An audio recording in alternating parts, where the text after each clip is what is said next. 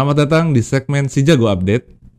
Yang kali ini, segmen ini kita lebih membahas semua hal tentang investasi yang agak lebih dalam. Kalau kemarin kita podcastnya itu santai-santai, sekarang waktunya nih kita bahas investasi yang lebih dalam lagi.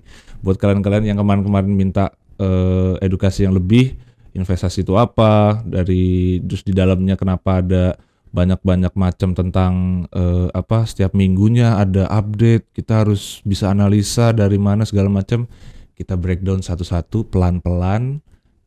Dan sekarang ini gue nggak sendirian, gue di depan gue ini udah ada teman gue juga, namanya Bro Rizan. Halo Bro Rizan. Halo, terima kasih udah diundang podcast. Iya, ini gue mendatangkan Bro Rizan ini khusus nih buat Si Jago, buat teman-teman Si Jago yang buat ngerti tentang investasi ya, tentang investasi.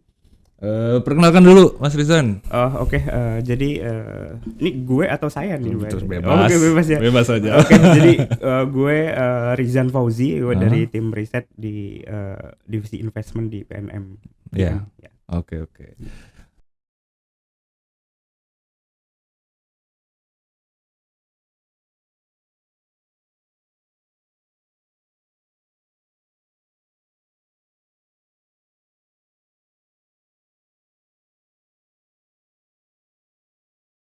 Jadi series ini nanti ditujukan emang buat teman-teman semua yang benar-benar pengen belajar, pengen paham ya, dibantu sama Mas Rizan ini.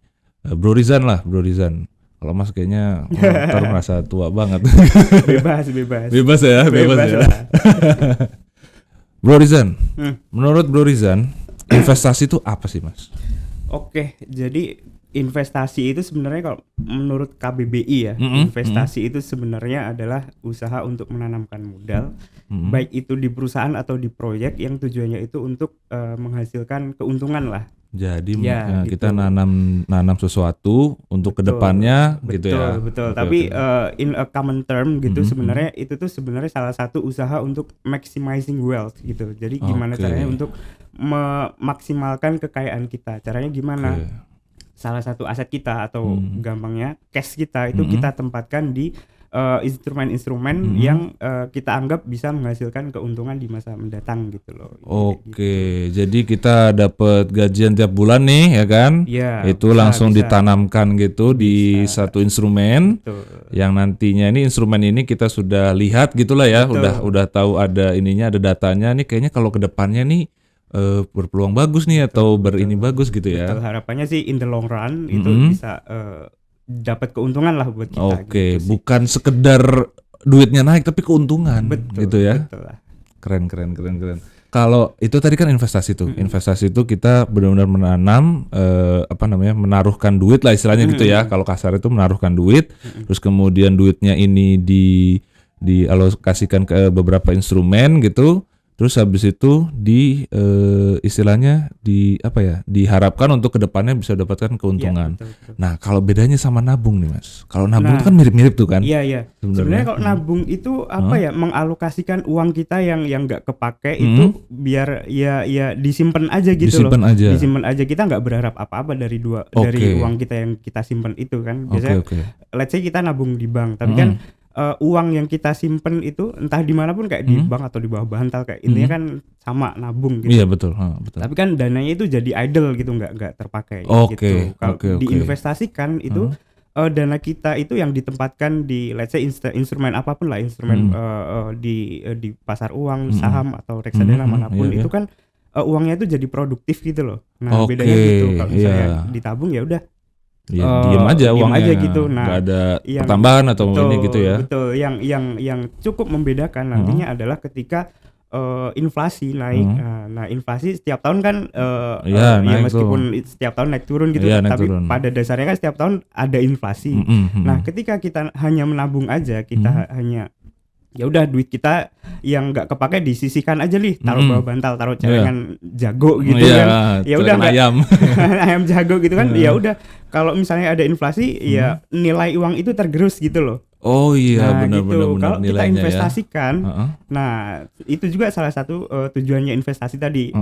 Selain membuat uang kita itu menjadi produktif, tujuan dari investasi itu juga sebenarnya melawan dari inflasi itu sendiri. Jadi ya. semakin lama biar nilai uang kita itu tidak tergerus oleh inflasi itu tadi. Oke, berarti kalau misalnya bisa dibilang prinsipnya nih, menabung sama investasi itu udah beda tujuan tuh ya Mas ya. Beda, jadi yang satu nih, jadi duitnya jangan disamain guys kayaknya ya, benar ya? Iya dong. Jadi duit menabung untuk kalian tabungan itu sendiri. Nah, duit yang untuk kalian percayakan untuk investasi ini disisihkan sendiri gitu ya. Biar nanti nggak nabrak gitu kan ya. Jadi nanti kamu punya gaji nih, selanya misalkan 4 juta, dibagi misalkan 2 juta ditabung, 2 juta dibuat investasi, misalkan gitu ya Mas ya. Iya. Terus habis itu kemudian Mas lagi kan, kebiasaan Mas. Bro aja lah ya. Ini dari dana yang 2 ini, satu bagian untuk kalian tabung, kalian diemin aja, yang satunya lagi biar uangnya produktif gitu kan. Biar nanti uangnya dengan beberapa kali analisa dari ini kita juga diharapkan itu tadi 2 juta ini bisa lebih jadi dari 2 juta gitu ya. Jadi nanti sebulan, kalau misalnya berarti bedanya nih, kalau uang di tabungan itu sebulan kemudian 2 juta bisa jadi tetap 2 juta, sebulan kemudian ini bisa jadi 2 juta berapa gitu ya.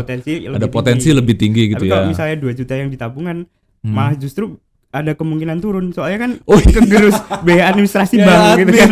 Biaya admin guys. Biasanya jadi 1 juta 950, soalnya 50 tak bisa ditarik. Iya. Iya benar juga ya. Iya. Nah, kemudian di investasi ya Mas, bro. Kemarin itu gua baca-baca ada yang namanya jam bursa. Oke. Nah, jam bursa itu Senin sampai Jumat, ya kan? Terus kemudian ada waktunya juga, gue nggak tahu persisnya dari jam berapa sampai jam berapa. Nah itu gue penasarannya kok kenapa dijadikan ada jamnya itu gitu. Oke.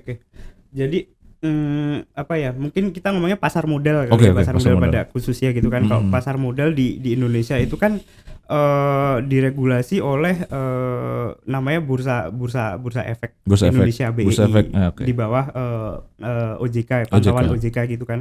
Bursa efek. Nah sebenarnya kalau ditanyain kenapa ada jam bursa ya kayak kita kerja aja gitu loh. Kita kan kerja nggak mungkin 24 jam. Nah begitu juga mereka gitu. Kita segala aksi jual beli kita yang ada di pasar modal itu kan udah ditentukan oleh mereka gitu. Soalnya kan transaksinya ada di bawah BEI itu, SRO namanya. BEI itu ada SRO itu ada BEI, ada ke C, ada ke P gitu kan. Nah, aturannya ya itu kalau sekarang saat pandemi ini jam 9 sampai jam 3. Mungkin kalau sebelum pandemi dulu itu jam 9 sampai jam 4 gitu kan. Cuma karena ada pandemi terus waktunya dipersingkat lah supaya tidak ada banyak aktivitas di kantor gitu kan ceritanya. Jadi jawaban simpelnya ya itu emang jam kantor biasa sebenarnya. Jam kantor biasa. Iya, sama kayak di bursa Amerika pun seperti itu juga. Sama jam, ya? Sama. Jam 9 waktu Amerika sampai jam 5 kalau nggak salah saya lupa. Di Eropa juga kayak gitu, pada dasarnya kayak gitu sih. Mungkin yang tanya kayak gitu agak kebingungan kalau misalnya apa ya? Mungkin karena mereka ngelihat pasar kripto kok 24 jam gitu, pasar future kok 24 jam gitu kan.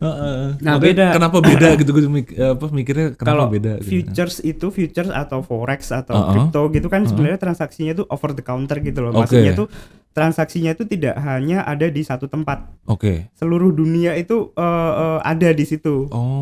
Kalau BEI pasar modal kan yang transaksi kan orang Indonesia atau ya sebenarnya siapapun tapi transaksinya di Indonesia. Gitu. Cuma kalau pasarnya kalau misalnya dibandingkan dengan futures tadi, forex tadi kan emang transaksinya ya over the counter itu tadi. Jadi ketika misalnya kita beli apa kripto gitu kan, kita beli di sini yang ngejual bisa dari orang Amerika sana gitu. Kan gitu. Di sana kan malam kan. Iya betul. Makanya 24 jam. Iya betul, 24 jam. Gitu. Beda karena ada beda jam juga ya. Betul. Gitu.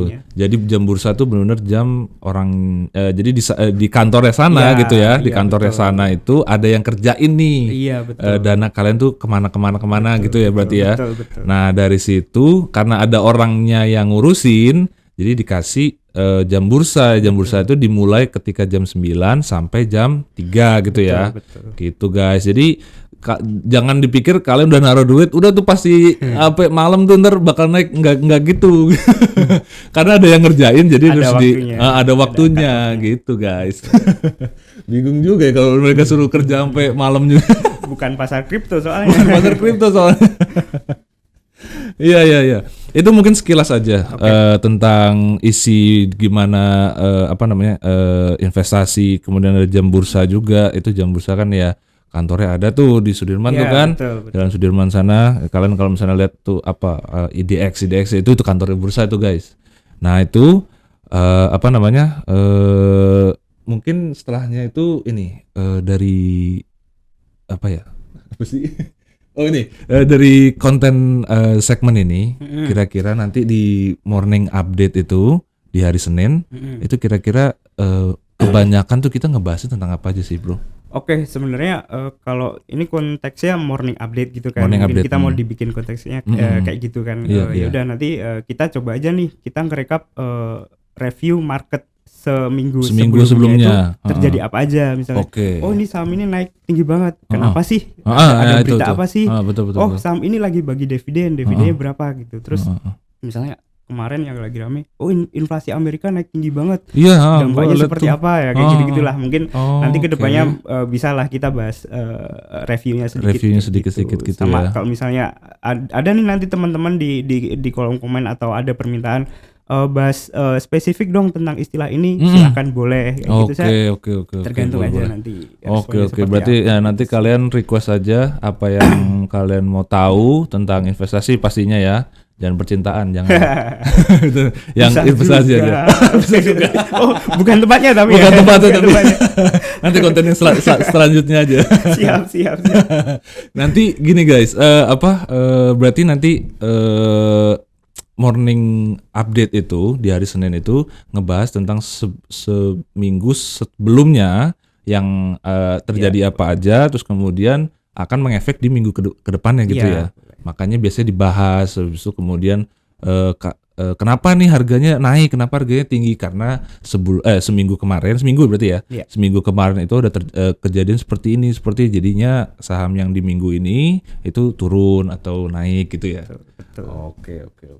Kalau misalnya konten-konten kayak gini nih Mas ya, bro, kita tuh yang biasanya yang nonton ini itu tuh orangnya tuh gimana sih, maksud gua apakah cuman yang ngerti banget tentang investasi boleh nonton, atau yang betul-betul atau bebas aja gitu, orang siapa aja bisa nonton gitu? Oke. Sebenarnya konten semacam ini kan buat semua orang gitu loh. Cuma kan pada khususnya kan orang yang seperti apa nih ya, orang yang peduli dengan uang mereka sendiri gitu loh. Oke. Saya mau investasi nih, investasi di mana ya?